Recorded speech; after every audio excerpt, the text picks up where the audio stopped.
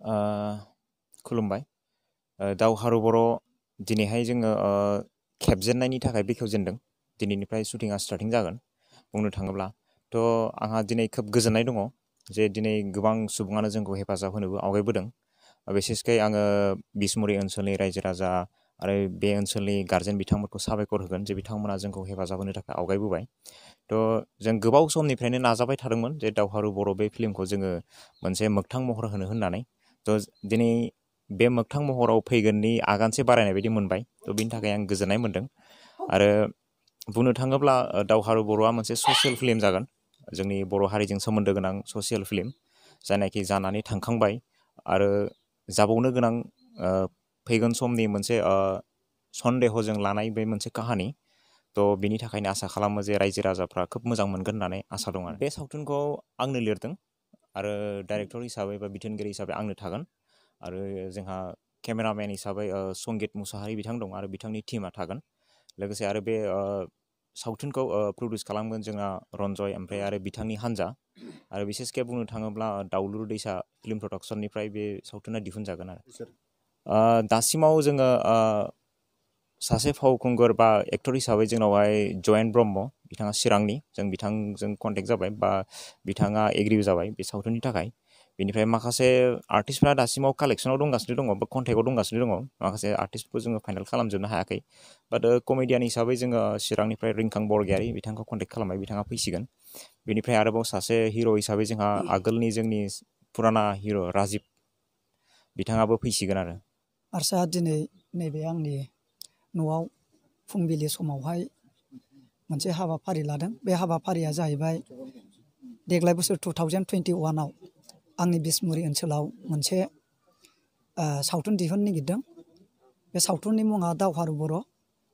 ओमफ्राय बे प्रडाक्सननि मुङा जाहैबाय दाउलुर दैसा फिल्म प्रडाक्सन दोनदों। दा बेनि बिथोनगिरि आरो लिरगिरिया जाहैबाय जोंहा चिरांनि मुंदांखा फावगिरि, फावखुंगुर मोनफ्रोमबो सिनेमायाव दङ बिथाङा मिजिं नार्जारि। आरो आं बिसमुरि ओनसोलनिफ्राय आं दिहुनगिरि हिसाबै रन्जय नार्जारि थाबाय।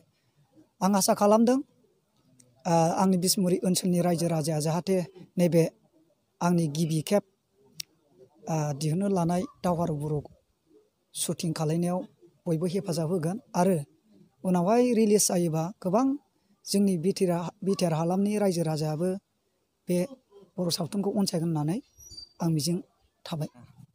गिबियावनो साबायखर थाबाय। आङो दिनैहाय नैबे दाउलुर दैसा फिल्म प्रडाक्सननि दिहुनजानो गोनां फिल्म दावहारु बर' दा दिनैहाय महरत बेखेवदों बे गोथार हाबाफारिखौ। आरो आंखौ दान्दिसे सम बे हाबाफारियाव लिंहरदों बाहागो लानो थाखाय। आङो बे हाबाफारियाव बाहागो लानो मोननानै जोबोद गोजोननाय मोनदों। आं स्पेसियेलिथ' आं फिल्मनि मानसि नङा, नाटक खालामग्रा मानसि।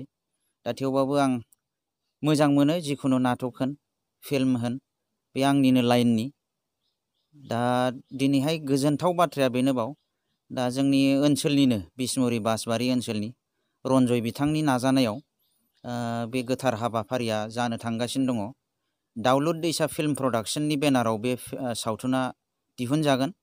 आरो बे दाउलुर दैसाया बिसमुरि बासबारि ओनसोलजों जोबोद माने मुंदांखा आरो बयनिबो गामियारि रायजो जानायाव लोब्बा गोनां मोनसे दैसा बियो। जाय दैसानि दैखौ लानानै बिसमुरि बासबारि ओनसोलनि सुबुंफोरा माइ गायनो खाबु मोनो आरो। दा बिथाङा बे नामखौ माने दोनदों आरो बे नामखौ माने बोखांनो नाजानाय दं खोमा बिथांनाव, आंबो गोजोननाय मोनदों। दा फिल्मनि बाथ्रायाव आं बुंनोसै, बिथां मिजिं Narzary script writer and director.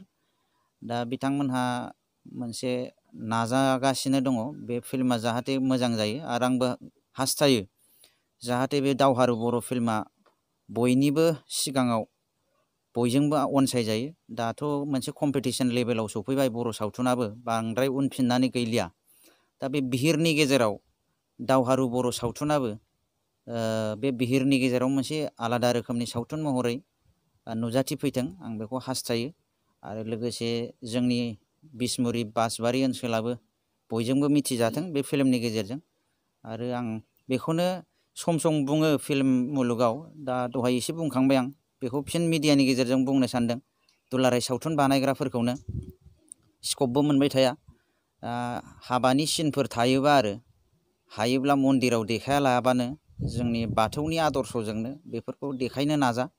मानो होनबा जों गोबां फिल्म नायो, गोबां कालचारनि फिल्म नायो, साउथ इन्डियाफोरनि सिनेमा नायो आरो दा जों बेजोंनो इनफ्लुयेन्सबो जाबाय। दा बिसोरो साउथ इन्डियानि माखासे फिल्मफोराव जों गिर्जायाव हाबा होनायफोरखौ नुवा।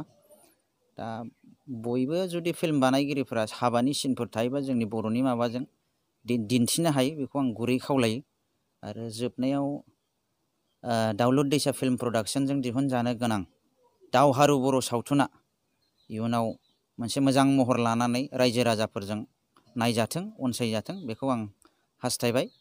जोबनायाव आरोबाव रन्जय नार्जारिनिसिम आं गोजोननाय बावबाय। मिजिं film director and script writer, आं बिथांखौ फिल्मावसो नुदोंमोन, दा मोगथाङाव नुबाय। आङो दा बिथांनिसिमबो गाहाम हास्थायनाय बावबाय। बेखिनिसै।